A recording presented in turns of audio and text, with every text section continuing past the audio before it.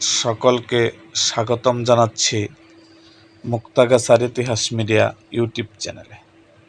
মুক্তাগাছার ইতিহাস media YouTube চ্যানেলে আজকের আয়োজনে থাকছেন স্বাধীনতা যুদ্ধের 4 খলিফা খ্যাত এক খলিফা আসম আব্দুর রবের জীবনী সম্পর্কে থাকছে আমাদের আজকের ভিডিও।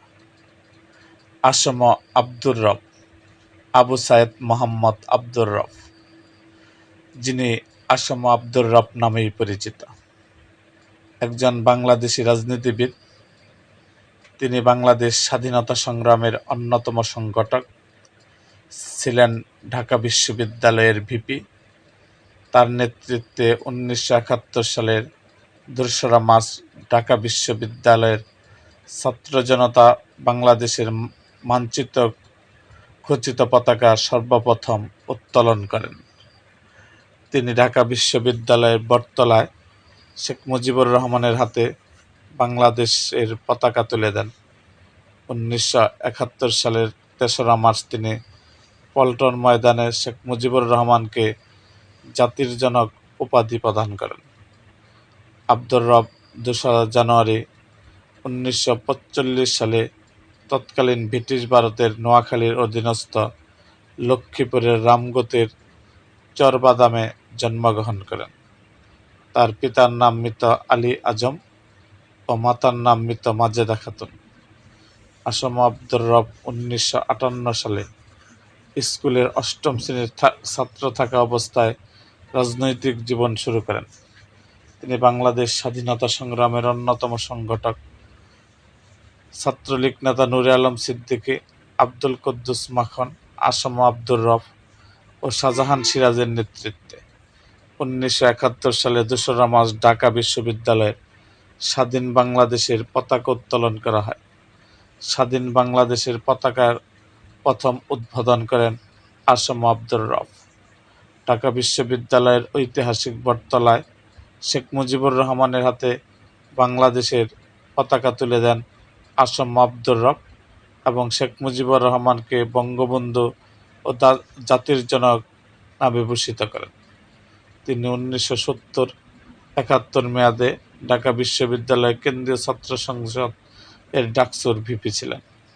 3রা নভেম্বর 1975-এ বাংলাদেশের অভ্যুত্থানে জাতীয় সমাজতান্ত্রিক দল জড়িত থাকার অভিযোগ থেকে রাষ্ট্রপতি আবু সাইদ মোহাম্মদ সায়েম এম এ জলিল ও রবকে ক্ষমতা গ্রহণের পর মুক্তি দেন। আসম আব্দুর রব ও শাহজাহান সিরাজের উদ্যোগে 1972 সালের 31 অক্টোবর জাতীয় সমাজতান্ত্রিক দল গঠিত হয়।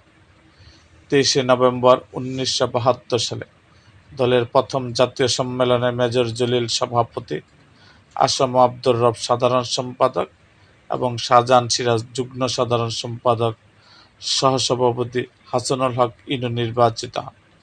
জাসদের জন্ম হয়েছিল সমাজতন্ত্র প্রতিষ্ঠার প্রত্যয় ও বিপ্লবী পথে।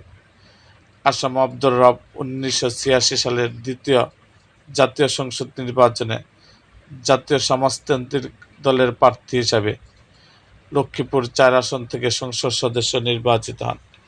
তিনি 1988 সালে 4র্থ জাতীয় সংসদ নির্বাচনে জাতীয় সমাজতান্ত্রিক দলের প্রার্থী হিসাবে ঢাকা 10 আসন থেকে সংসদ সদস্য নির্বাচিত হন।